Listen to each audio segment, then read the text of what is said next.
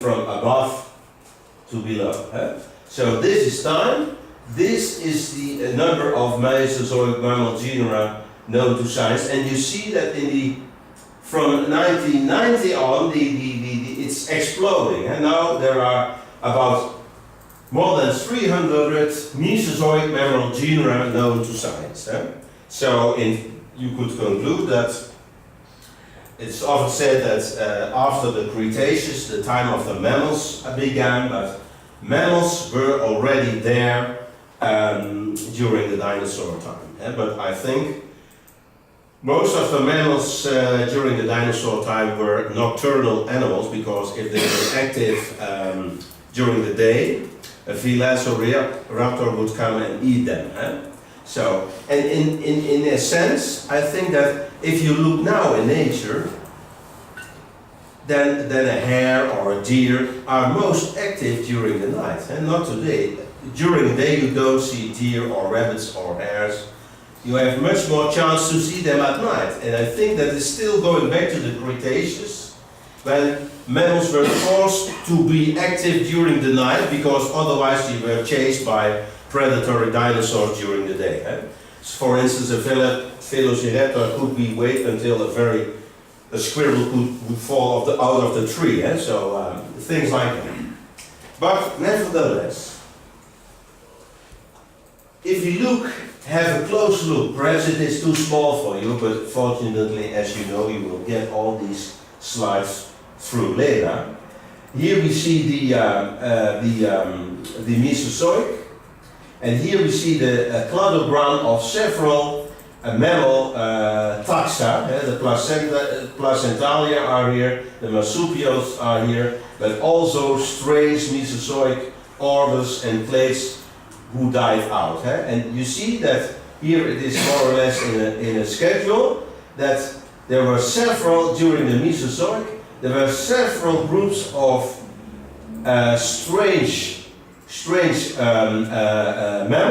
mammal groups, multituberculates, perhaps that's a term that you heard of, multituberculates. There were Mesozoic mammals with very many knobs on their teeth, multitubercula, it's in their name. So there were very strange animals, and only the Ornithorhynchus, that strange animal from Australia, and the placentalia and the marsupials are still survived the Cretaceous Cenozoic boundary. And if we have a closer look, then we see this. And we were talking about niches.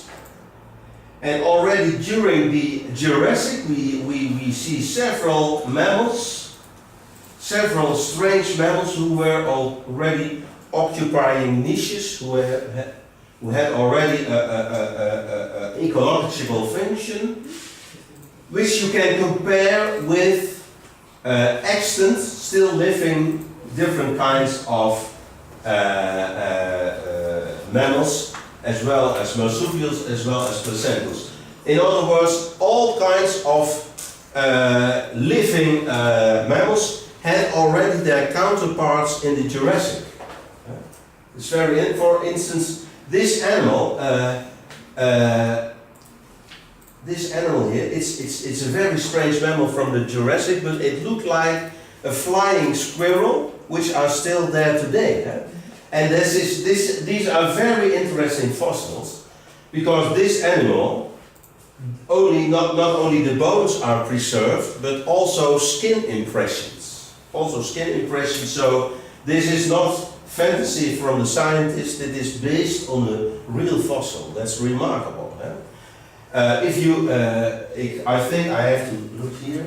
Pholacotherium it is called, but if you get this slide, you can look through internet. You can, if you type in Pholacotherium, you will find the publication. These slides and two before are very interesting. That's a very interesting publication. You should get it at your disposal. I think it's very interesting.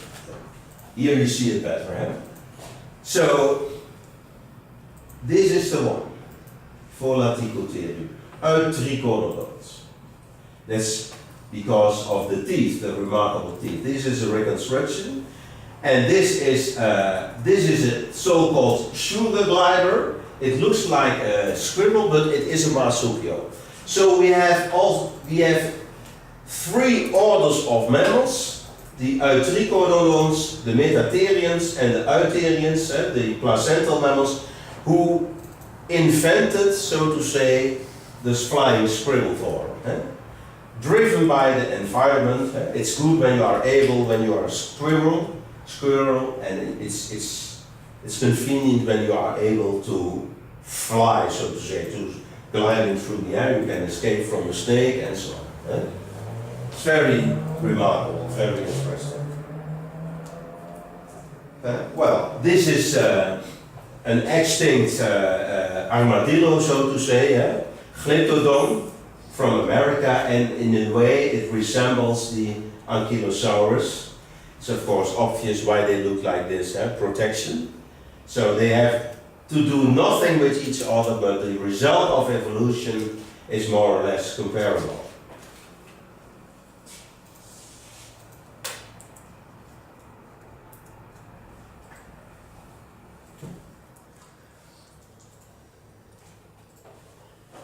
At first glance you would think that this might be a tyrannosaur-like animal or an Allosaurus, but look at the time, late Triassic, New Mexico. This is a Thecodont, so related, a far distant relative of the dinosaurs, but it was living in the late Triassic, large predator, same ecological function as a tyrannosaur. And it was rather big as well for a Triassic reptile. Here there is a reconstruction. The skull compared with Tyrannosaurus skull. You see that evolution is also in a Mesozoic reptile is driving to a large predator. Striking resemblances. And as I said before, if you look at the ancestry of mammals, eutherians, so placental mammals and marsupials, and also these creatures from the Jurassic, it starts with these forms. So the opossum. Does anyone know this animal? It is Tupaia. Tupaia, yeah, Tupaia, yeah. From Malaysia, Tupaia. It's this is really a living fossil. If sometimes I give a talk for children about dinosaurs, and then this is the last slide, and then I say, this is your grandma from dinosaur time, and it started with the ear. You see, it's like this. It's a very interesting animal because it is still alive. If you go to a zoo, for instance in Amsterdam, Artis, that's a famous zoo in the Netherlands, they have these animals, so then you look your grandma from the dinosaur time right in their eyes. It's impressive.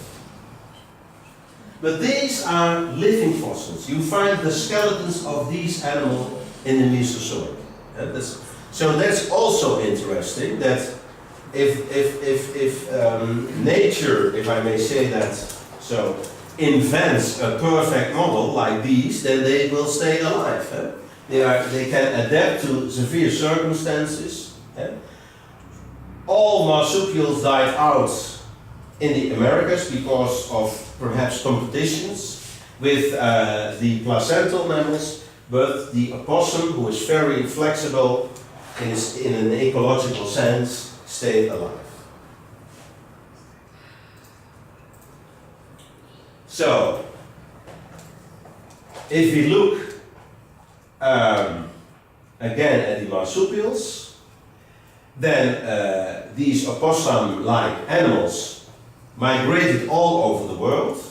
We had the opossum in Messel, in Germany, in Europe and Asia. We had opossum-like animals in South America. And we had opossum-like animals in Australia. And on several continents we got a so-called adaptive radiation. You know that term, I think. Yeah? Adaptive radiation, so that descendants from a certain group, descendants from the opossum group, adapted to ecological circumstances and changed into all these animals. This slide means that all these animals had one ancestor who looked like the opossum. This is called adaptive radiation.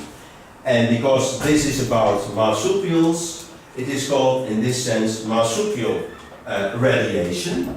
But in fact, the same happened to the placental mammals. The same happened to the placental mammals.